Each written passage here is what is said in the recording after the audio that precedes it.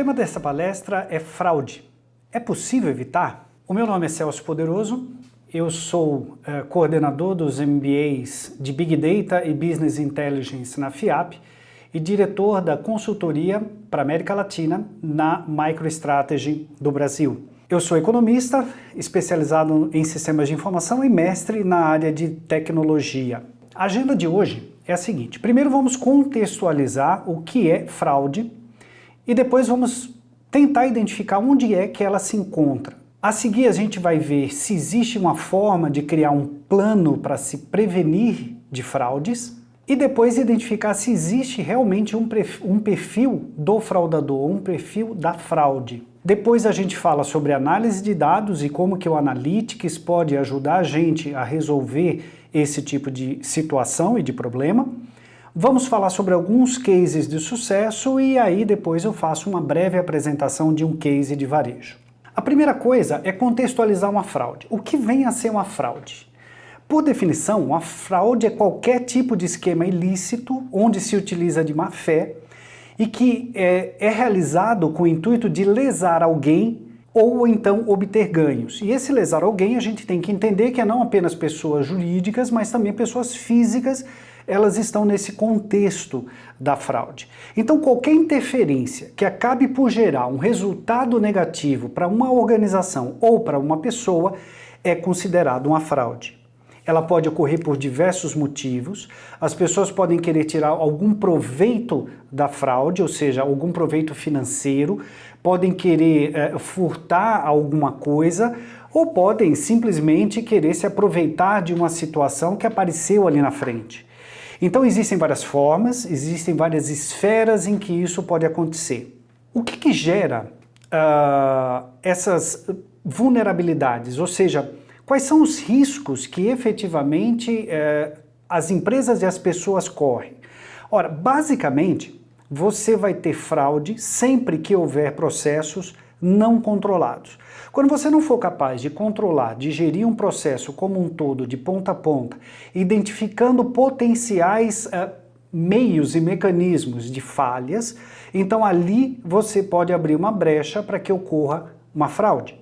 Problemas com segurança da informação. Todos nós sabemos, e vamos abordar isso bastante aqui, como os dados hoje são importantes, não apenas para as empresas, mas também para as pessoas.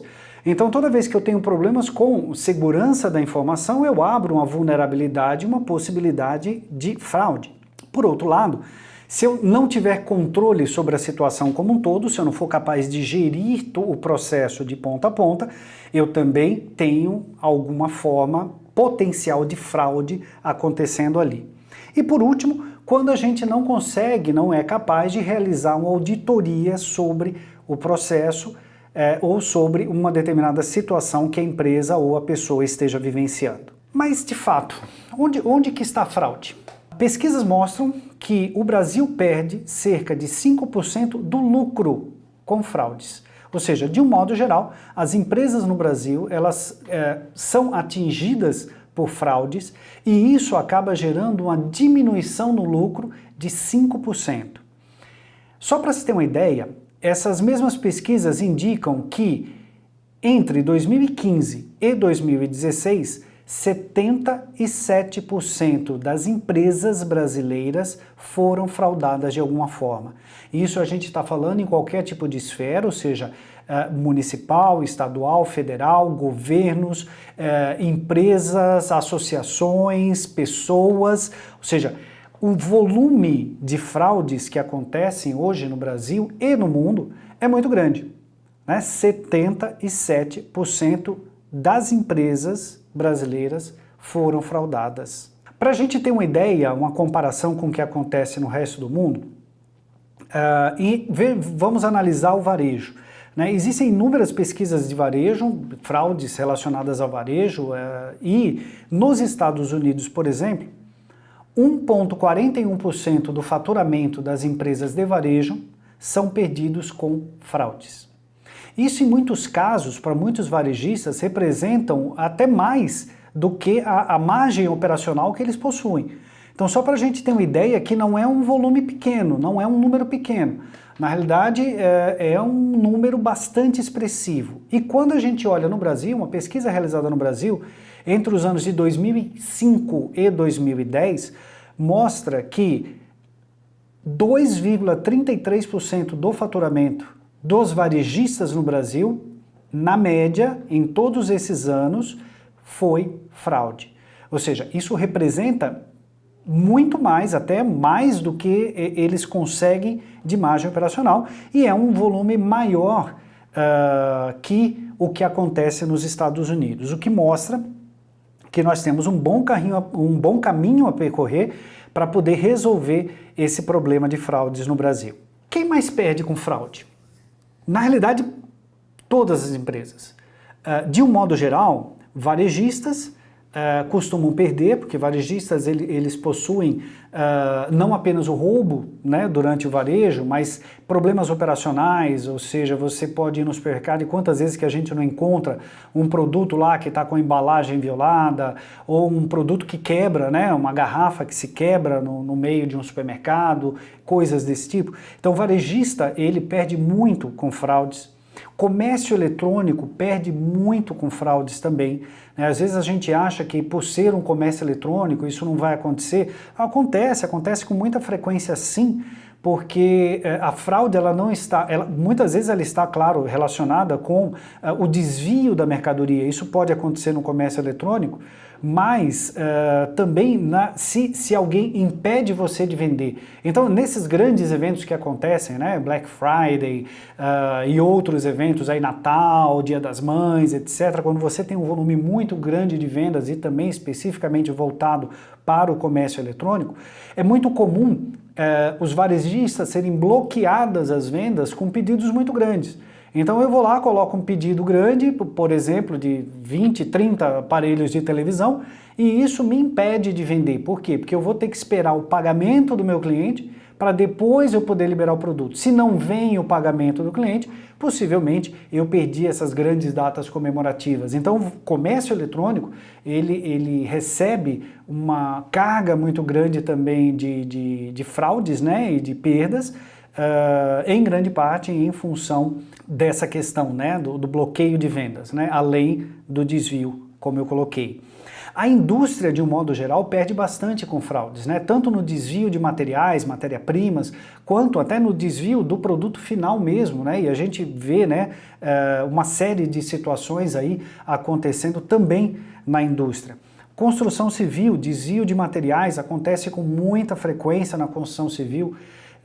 É um problema grave, né, que permeia aí a área de construção civil. Energia elétrica, né, e quando a gente fala não só energia elétrica, mas energia de um modo geral, né, então há o desvio, né, na questão da distribuição de águas também, então há o desvio, muitas pessoas que acabam não pagando, né, energia elétrica a gente normalmente chama isso de gato, né, então tá lá um fio, a pessoa vai lá, puxa, né, num poste, por exemplo, e ele acaba recebendo aí uma energia sem pagar por ela, né? Na realidade, quem está pagando por isso é a distribuidora, né? Em grande parte acaba sobrando para todos nós.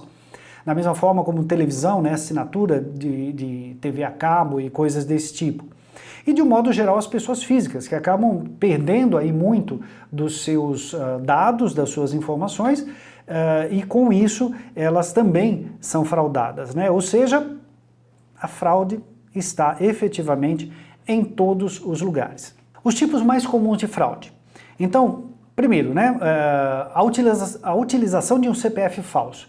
Eu posso eventualmente fazer uma compra utilizando um CPF falso, recebo aquele determinado produto que eu utilizei, por exemplo, no comércio eletrônico, alguma coisa desse tipo, e utilizei um CPF falso. Na hora de fazer uma cobrança em cima desse CPF, não há como cobrar, então o varejista acaba perdendo, né, com isso. A pessoa física, né, a perda do CPF com os dados pessoais, aquela preocupação que sempre a gente tem, né, de tomar cuidado aí com o CPF, tomar cuidado com RG, com data de nascimento, endereço. Por quê? Porque esses dados são utilizados pelos fraudadores para poder comprar, né, no nosso nome alguma coisa que efetivamente, né, não foi a gente que comprou. né? Então isso vai acabar gerando um problema tanto para a pessoa física quanto para a empresa que vendeu esse produto.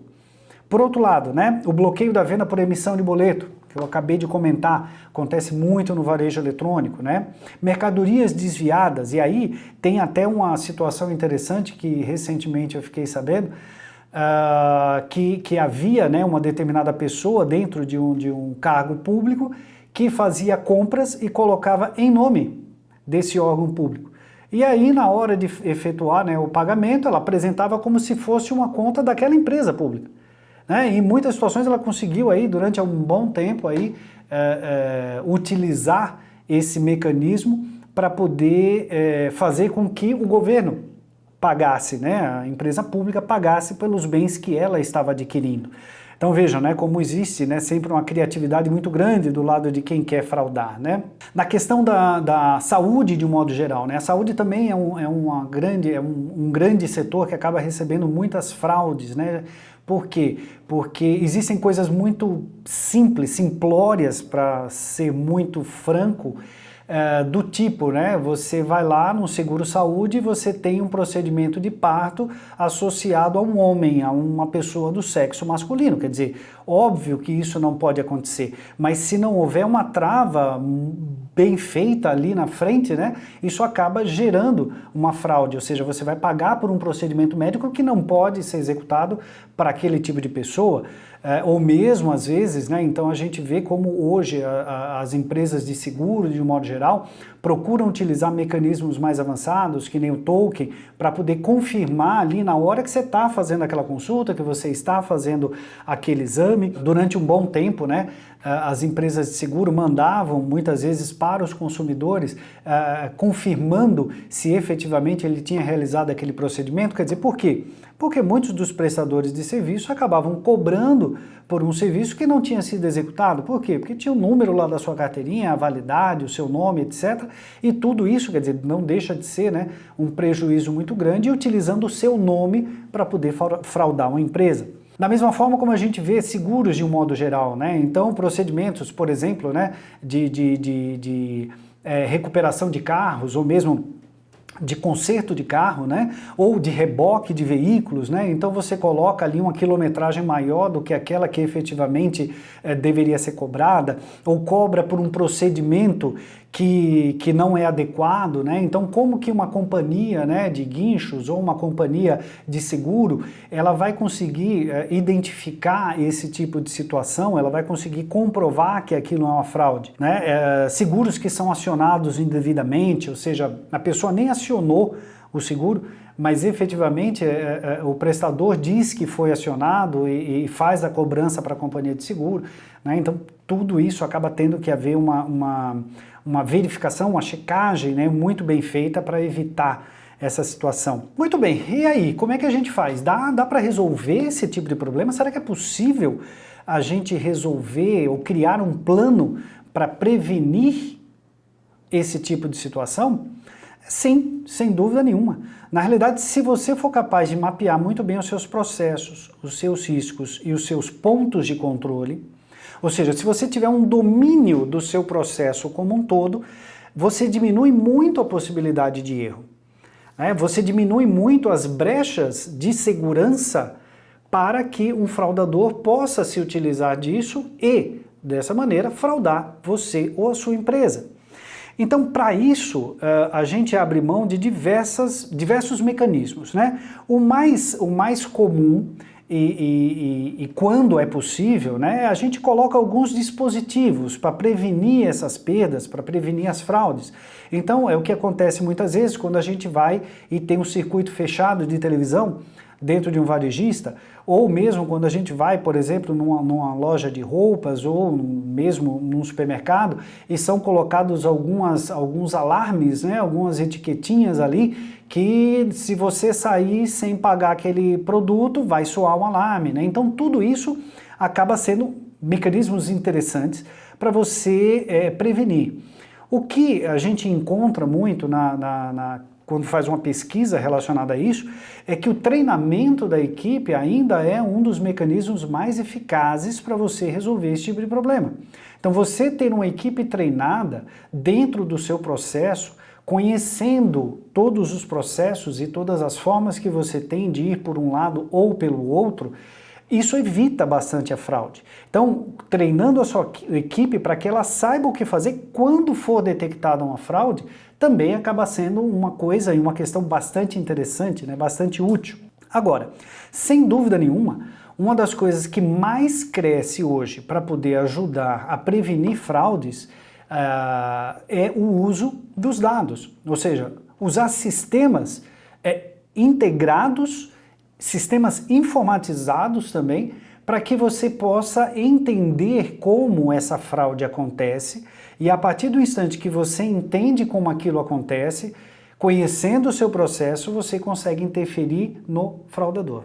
Você consegue identificar um fraudador. Então, com isso, a gente já responde aquela questão, mas será que existe um perfil da fraude? Sem dúvida nenhuma. Se você entende muito bem o seu processo e se você é capaz de observar aquilo que está acontecendo, treinando o seu pessoal para identificar esses potenciais riscos que podem acontecer na sua empresa, sem dúvida nenhuma, você vai identificar um perfil de fraude. Usando o exemplo do comércio eletrônico, a gente pode citar uma situação muito simples, quer dizer, será que uma pessoa que entra para fraudar um comércio eletrônico, seja porque ele está usando o CPF de outra pessoa, seja porque ele vai emitir um boleto para uma outra empresa pagar e não para ele pagar, seja porque ele quer simplesmente bloquear o estoque desse varejista para que ele não consiga ter um resultado bom de vendas, será que essa pessoa, enquanto ela está navegando no site para poder fazer a compra, ela vai navegar exatamente da mesma forma que um consumidor normal? Que uma pessoa como eu ou como você entra lá no site e vai procurar um mouse, vai procurar um computador, vai procurar um lápis, uma caneta? Será que é o mesmo padrão de comportamento? Com certeza não, porque quem entra para fraudar, fatalmente vai entrar para aquele objetivo específico. Quem entra para comprar algum objeto, algum bem, algum produto, possivelmente ele faz comparações. Então ele vem de sites diferentes, ele vem de sites que estão, né, relacionados, e assim é que a gente consegue identificar, através da navegação, analisando os cliques que são dados durante a navegação, assim que a gente consegue identificar um perfil do fraudador e um perfil do consumidor normal. Essas técnicas que a gente utiliza hoje para poder identificar esses cliques e guardar esses cliques e identificar esse perfil, elas estão muito mais fáceis de serem utilizadas. Então, é alguma coisa que é possível a gente utilizar com um investimento não muito grande, né? E tendo um resultado bastante interessante, né? E aí é onde a gente chega no ponto central do evitar a fraude. Como que eu vou evitar a fraude? Conhecendo o perfil de quem frauda. E é possível fazer isso com o apoio da análise de dados? Sem dúvida nenhuma, sim. É absolutamente possível. Então, utilizando o histórico de dados da organização, da empresa, eu consigo estabelecer um padrão. Um padrão para compras, um padrão para vendas, um padrão para margem, um padrão para uma análise que existe entre procedimentos, então eu consigo ver processos muito diferentes. É aquela questão que a gente estava comentando da saúde, né, por exemplo, que eu posso ver, olha, os procedimentos de uma determinada doença, por exemplo, para tratar uma determinada doença, vai utilizar alguns tipos de medicamento, alguns tipos de exame, alguns tipos, enfim, até mesmo de internação. Se eu tenho um padrão que é mais ou menos igual dentro do mercado e eu consigo identificar isso pelo histórico de dados que eu tenho no meu sistema, é fácil para mim identificar quando alguma coisa saiu desse padrão. Alguma coisa está fora daquilo, então é um procedimento que está sendo cobrado que nunca foi cobrado antes. Pode até ser certo, pode até a gente chegar à conclusão de que aquilo está correto, mas pode ser uma fraude. Então esse simples indício de que aquilo pode ser uma fraude já é um alerta para a empresa para que ela tome cuidado. E aí vai investigar se aquilo está ou não correto. Então, se eu identifico que um determinado prestador de serviço em qualquer área, ele costuma utilizar um determinado padrão e de repente ele extrapola esse padrão, seja, por exemplo, na questão de quilometragem, seja na questão de exames solicitados, seja num padrão de navegação, então isso tudo gera alertas para a companhia para que ela possa investigar melhor. Então, utilizar os dados históricos das empresas para identificar esses padrões é o primeiro passo. Hoje as empresas se contentam muito em utilizar o histórico para poder identificar, por exemplo, indicadores de performance. Então eu vejo lá, olha, o meu faturamento cresceu ou diminuiu, olha, a tendência, se tudo continuar assim, é que no próximo trimestre eu tenha esse ou aquele desempenho. Quer dizer, não, isso faz parte do passado, isso pode ser bom para você medir o seu desempenho, claro, sem dúvida nenhuma, é necessário? Sim, é necessário. Mas a riqueza dos dados que eu tenho hoje disponíveis em um banco de dados, em um data warehouse dentro da companhia, é muito maior do que isso. Então eu posso utilizar esse padrão, esse universo de dados gigantescos para poder identificar padrões de comportamentos positivos que eu devo entender e falar, olha, se encaixar nesse padrão tá tudo bem, e padrões de comportamento negativos, que quando eu olho para aquilo e falo, olha, saiu do padrão positivo, significa que eu tenho que investigar. Então, a utilização do dado histórico dentro do contexto da organização nos dias atuais, ela vai muito além da identificação dos KPIs, né? dos indicadores de performance que a gente tem dentro da empresa. Por outro lado, é muito importante que a empresa saiba identificar a fraude. Por quê? Como é que eu vou saber se um padrão, por exemplo, de navegação num site é fraudulento ou não, se eu não sou capaz de falar, olha, isso foi uma fraude. A pessoa navegou desta maneira, efetuou uma compra e aquilo resultou em uma fraude. Então eu identifico que 10, 20, 100, 2.000 pessoas tiveram aquele mesmo padrão e gerou uma fraude. Na hora que o próximo cliente, executar aquele mesmo padrão, eu consigo bloquear isso e falar, olha, não continue com essa venda, porque isso pode ser fraude.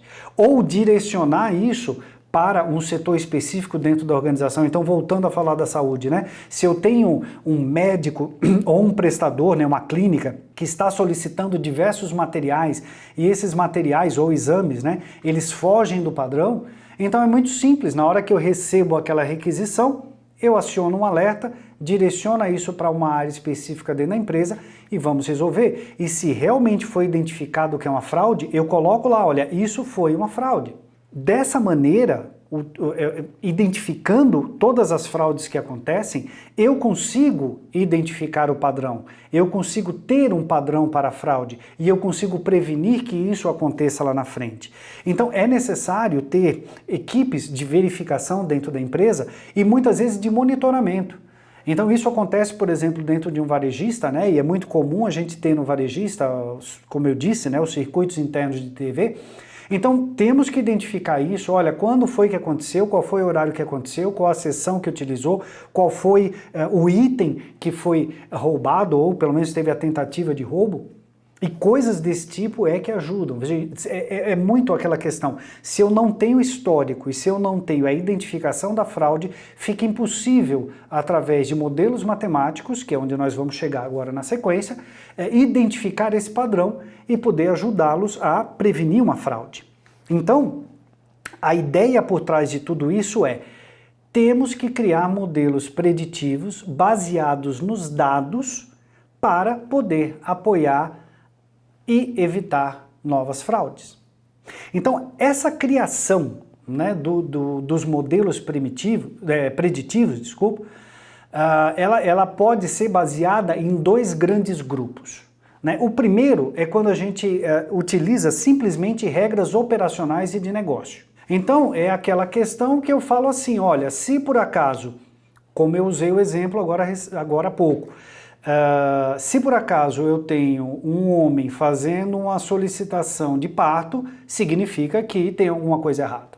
Isso é muito óbvio, isso é muito direto, isso é uma regra, eu posso implementar isso desde o sistema transacional até em qualquer outro nível, é uma regra muito simples de ser cumprida. Porém, existem regras muito mais complexas, que aí sim a gente precisa de modelos matemáticos, até mesmo para a gente identificar os insights. Muitas vezes a gente consegue colocar essas regras em modelos simples, prevenir e dar resultados positivos, como eu vou comentar alguns cases aqui na frente, mas isso não gera novos insights, ou pelo menos não, potencialmente não vão gerar grandes novos insights. A questão aqui está que os modelos matemáticos, quando eu coloco isso dentro de fórmulas estatísticas, né, matemáticas, eu consigo muitas vezes descobrir coisas que eu sequer imaginava. E aí é que está a grande riqueza, né? Porque qual é o padrão de quem frauda no comércio eletrônico? Não sei, mas se eu começar a analisar isso agora, eu vou encontrar esse padrão. E talvez isso me dê outros insights de possivelmente quem está fazendo, quem está por trás de um padrão, por exemplo, de bloqueio de comércio eletrônico. Então acaba gerando, né? A gente tem um objetivo, a gente cria um modelo matemático pensando em uma coisa, evitar a fraude, mas de repente a gente vai tendo novos insights ao longo do caminho. Isso acontece com muita frequência. Então, quando a gente fala especificamente de modelos preditivos, modelos matemáticos de um modo geral, a gente pode dividir em 3 grandes grupos esses modelos. O primeiro realmente é o tal do preditivo, onde a gente vai prever, por exemplo, uma quantidade, o valor, né, de uma fraude lá na frente. Isso é o que a gente considera com valores, né, contínuos, e isso pode ser obtido através de técnicas de regressão. Também podemos prever a probabilidade para alguns valores discretos. Então, por exemplo, se eu tenho um determinado padrão para procedimento médico, e eu vejo que ele foge daquele padrão, ele está muito próximo daquilo que não é mais aceitável, então isso eu utilizo um modelo matemático específico que é de classificação, um modelo também preditivo, mas de classificação. Então eu vou colocar, por exemplo, como uma operação qualquer, tendo um risco alto, médio ou baixo, por exemplo, ou qualquer outro tipo de classificação que vá me indicar, né, se aquele procedimento pode ou não estar atrelado a alguma fraude. Um segundo modelo matemático que a gente pode utilizar é o cluster. Então o cluster, o que ele vai fazer? Ele vai identificar grupos de risco. Eu vou identificar que, por exemplo, né, por semelhança, existe um determinado grupo, por exemplo, de prestadores que oferecem um maior risco à fraude do que outros. Ou até mesmo um grupo de consumidores, de clientes, que são mais propensos à fraude do que o outro. De que maneira eu vou identificar isso? Pela renda, pela região onde mora, pela classe, pelo nível educacional, enfim, pela profissão, por qualquer outro elemento que eu tenha disponível no meu cadastro, na minha tabela, nos meus dados, né? Para poder, então, identificar e separar esses consumidores, né, clusterizar esse pessoal. E o último modelo matemático são as regras de associação. Isso acontece quando a gente identifica a relação entre atributos diferentes. Então eu posso identificar, por exemplo, comparando, né, diversos atributos, diversas qualificações do meu cliente, ou do meu processo, ou de qualquer coisa, né, que eu tenha disponível para identificar uma fraude, eu posso comparar 2 atributos e falar, olha, sempre que isto acontece, aquilo também acontece. Isso me faz lembrar aí de alguns casos, né, que estão bastante presentes, né, na mídia e que a gente comenta assim para poder exemplificar essas situações. Então, o primeiro que eu vou comentar com vocês, o primeiro case de sucesso é o da Energisa, né, que é uma empresa de energia elétrica, distribuidora de energia elétrica, que ela utilizou um ambiente analítico corporativo baseado num data warehouse e conseguiu, ou seja, data warehouse, quando eu falo isso, significa o histórico, tá certo? Então, baseado no histórico de dados que ela tinha, ela conseguiu uma redução, vejam só, de 3,2% nas perdas não técnicas. Perdas não técnicas na área de energia é gato, ok? Então, ela conseguiu uma diminuição de 3,2% só analisando seus dados históricos. Isso representa, só para a gente ter uma noção, 365 gigawatts, que é o suficiente para atender 2,4 milhões de consumidores durante um mês. Então veja o volume de dinheiro que ela conseguiu identificar, que ela conseguiu evitar essa perda, simplesmente fazendo um trabalho em cima do seu Data Warehouse. Ela cruzou informações históricas, né, que estavam presentes aí no Data Warehouse, para identificar antes mesmo que acontecesse a fraude e, dessa maneira, evitar, ou seja, prever quando é que vai acontecer, aonde vai acontecer, e dessa maneira ela conseguiu agir preventivamente.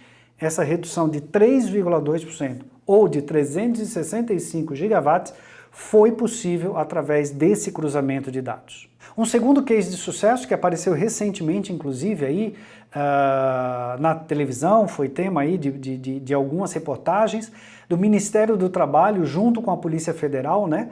Eles conseguiram identificar fraudes no seguro-desemprego e no FGTS. Isso acabou resultando numa prisão de 70 pessoas, foram mais de 43 mil pedidos suspeitos de fraude no período, 7.200 pedidos foram bloqueados e isso gerou uma economia imediata para o Ministério do Trabalho de 45 milhões de reais. A previsão é que essa economia chegue a 1,3 bilhão de reais nos próximos anos. Então, de novo, o que foi feito? Simplesmente cruzou os dados de diversos órgãos, tipo INSS, Caixa Econômica, né, que é quem paga o benefício, e do próprio Ministério do Trabalho, conseguiram cruzar todos esses dados e identificar, por exemplo, de uma maneira muito simples, né? Pega o CPF da pessoa que está solicitando ali o seguro-desemprego. Um dos casos, conforme diz a própria reportagem, aquela pessoa, aquele CPF estava solicitando 6 vezes o seguro-desemprego. Então veja, às vezes atuações muito simples e pontuais, utilizando regras, tá certo? Que esses dois cases aí foram basicamente utilizando regras, foi possível identificar e prever, né, e impedir um volume de fraude grande. Então esse tipo de situação é muito comum, ele acontece com muita frequência e está à disposição aí das empresas para serem utilizados. Eu vou mostrar para vocês agora um case que nós desenvolvemos lá na MicroStrategy. Então, obviamente, é um case que é baseado em dados reais, mas não é de nenhuma empresa específica, né? Só para a gente poder ilustrar como que isso acontece dentro das empresas, tá?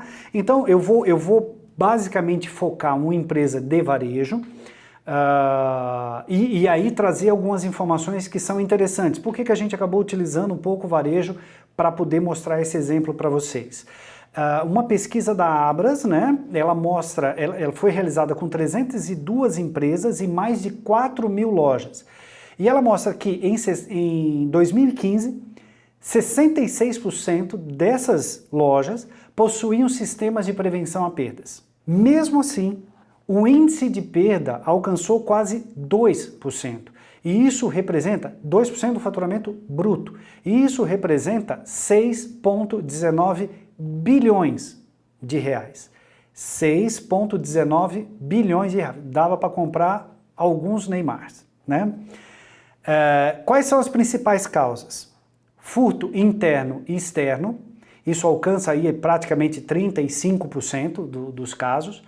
Erros administrativos, aproximadamente 14% dos casos. Erros com fornecedores, então você recebe um produto, mas na quantidade é na nota fiscal e você recebeu efetivamente um volume menor. Isso representou 9,5%.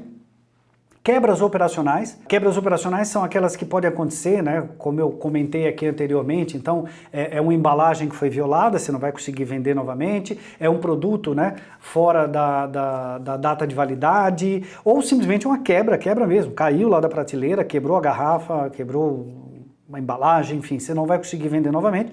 Isso representa quase 33% aí. E outros ajustes que acontecem, 9%, ou seja, o volume muito grande, né, a gente vê de quebra operacional e de furto, acaba sendo uma preocupação grande, né, para os varejistas, né? E quais recursos tecnológicos que o varejista utiliza para poder diminuir isso? Diminuir, então, essas perdas, essas fraudes. O principal deles é o circuito interno de televisão, alarmes, né? Então, os alarmes que são colocados nos produtos, né, para evitar. Coletor de dados no recebimento e no inventário, parece uma coisa simples, né? Mas assim, se você coletar o dado correto na hora que chega na empresa, né, e na hora que você está fazendo o inventário, isso representa uma diferença muito grande, né? Uma vantagem muito grande que você tem em relação aos outros. Monitoramento da frente de caixa e um software de monitoramento e acompanhamento de perdas. Isso acaba sendo muito importante porque, como eu disse, se você não souber que houve a perda, se você não for capaz de identificar quando aquilo aconteceu, em que momento aquilo aconteceu, você não consegue utilizar os dados para poder fazer uma previsão, para poder apoiar você na hora de evitar uma fraude. E, por último, e não menos importante, o rastreamento de produtos.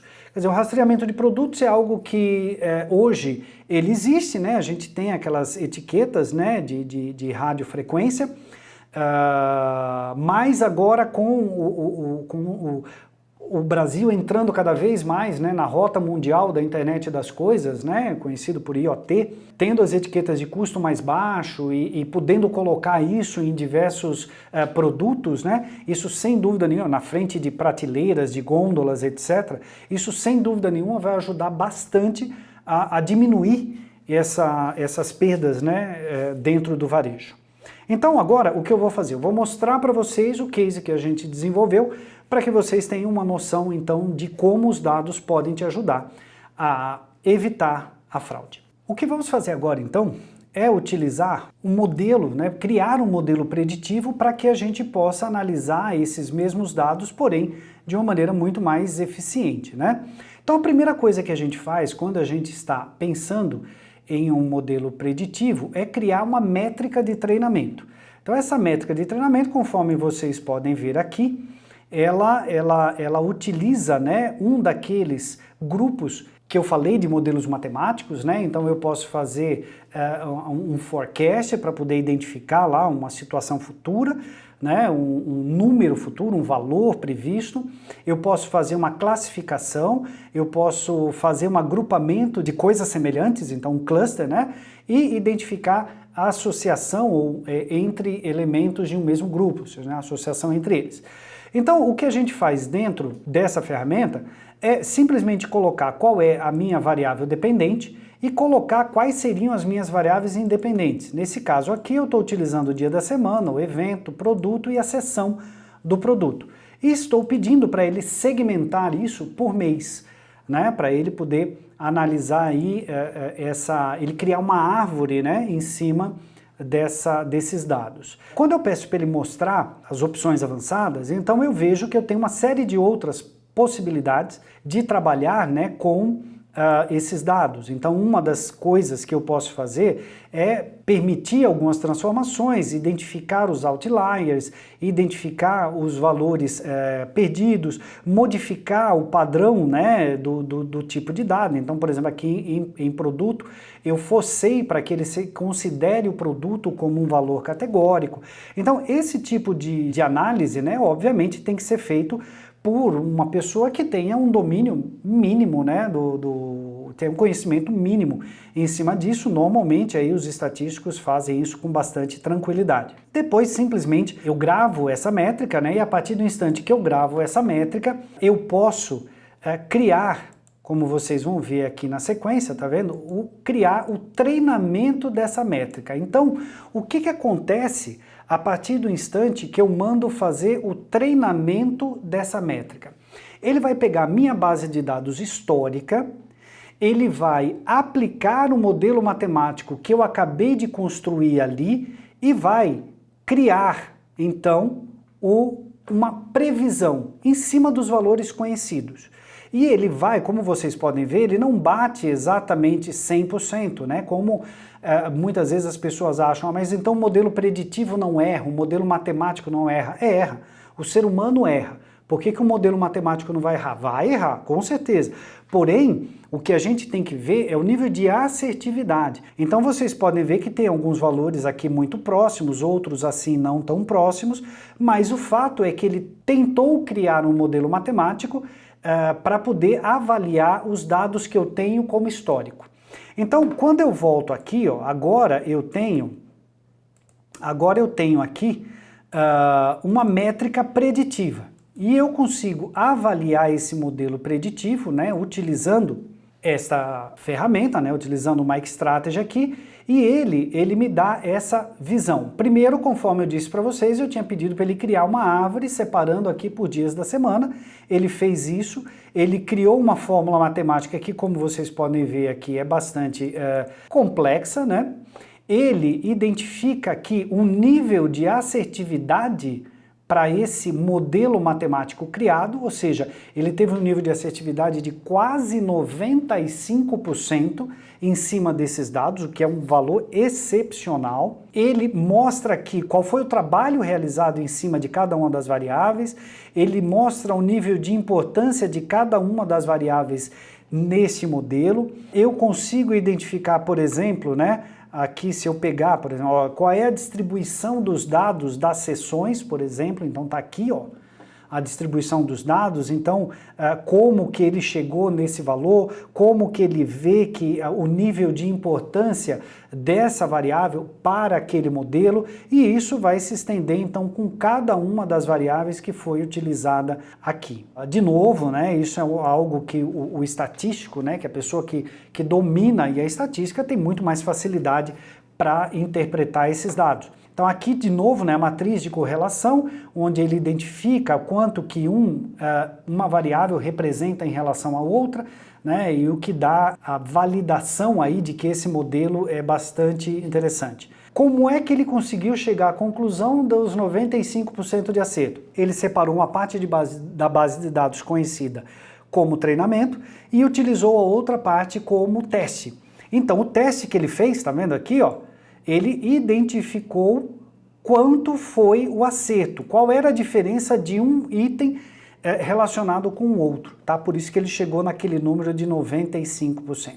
Bom, muito bem, eu tenho um modelo, eu tenho uma métrica, essa métrica pode ser utilizada aí em qualquer dashboard, em qualquer relatório que eu vá utilizar dentro da empresa, qualquer relatório que vá me apoiar no processo de tomada de decisão. Mas como é que eu faria isso? Então eu vou demonstrar para vocês aqui rapidamente, né, como que eu crio uma análise baseado nesse modelo que a gente acabou de construir agora, para poder extrair alguma coisa que seja interessante. Então a primeira coisa que eu faço é pegar o dataset agora, não mais o de treinamento, mas sim o de teste, né?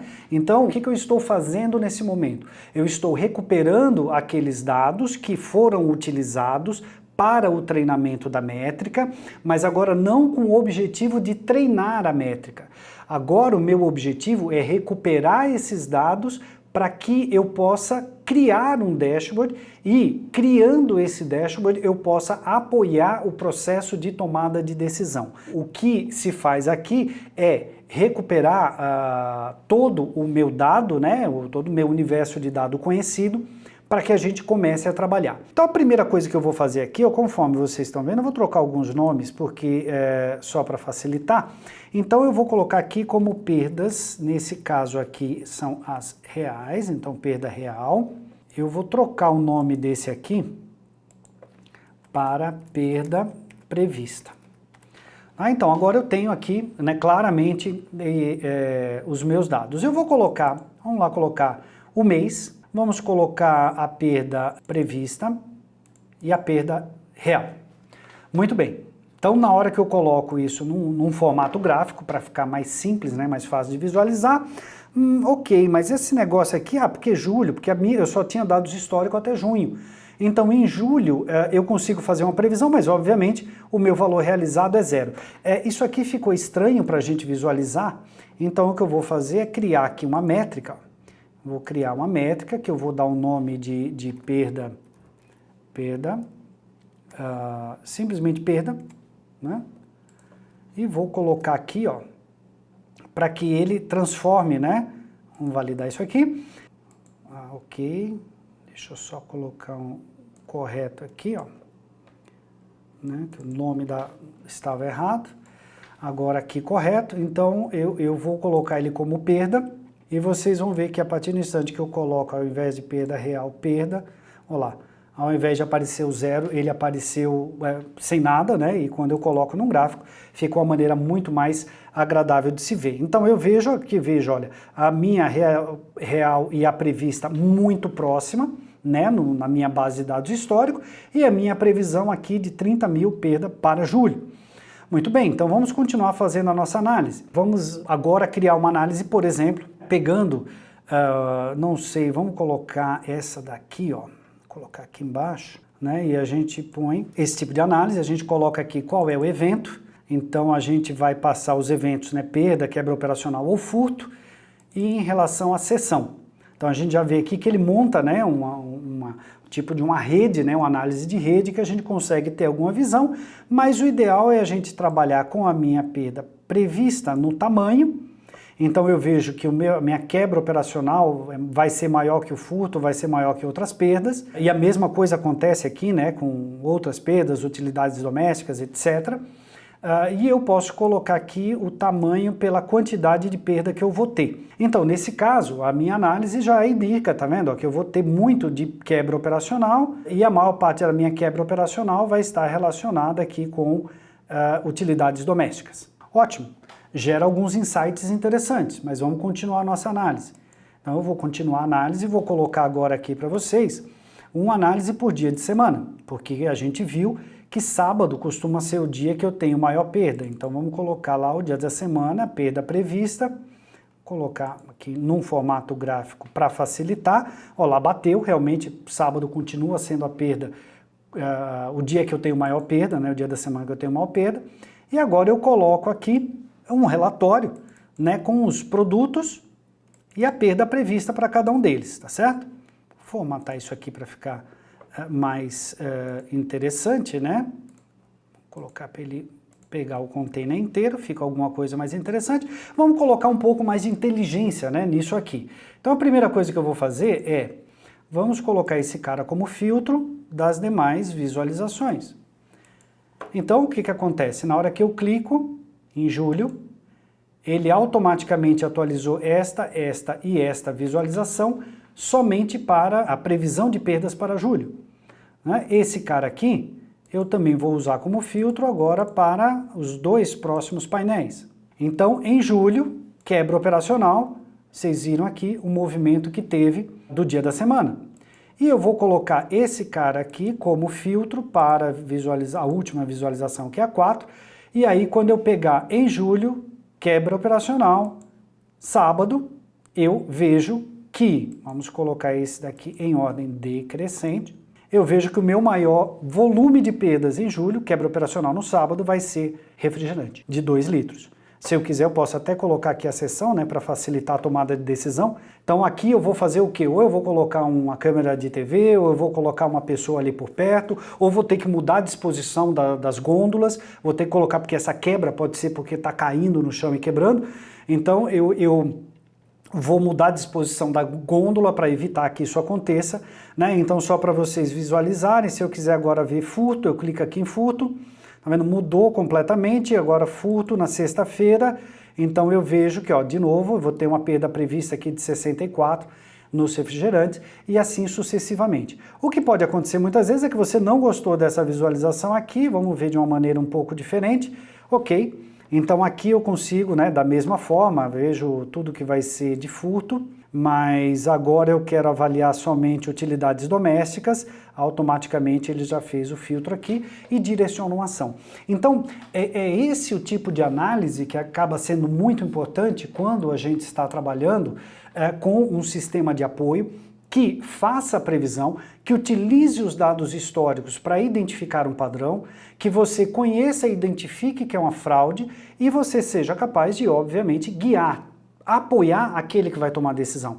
Então, se por acaso eu vou colocar um circuito interno de TV, ótimo, vamos trabalhar com isso, a gente vai colocar o circuito interno de TV, mas eu já direciono qual é a área mais importante. Se, por exemplo, eu tenho uma preocupação maior com um determinado setor ou departamento relacionado a um tipo de quebra, furto, quebra operacional, etc., então eu vou apoiar através de um painel bastante simples, eu consigo apoiar o processo de tomada de decisão de um modo geral. Foi isso, então, que a gente tentou aí passar para vocês hoje, né? A ideia de que a fraude realmente é algo que existe, algo que é importante, que atinge todos nós, mas que com o uso adequado da tecnologia, com o uso adequado dos mecanismos de análise de dados, de previsão de dados, a gente consegue diminuir, evitar esse tipo de situação para cada uma das nossas empresas.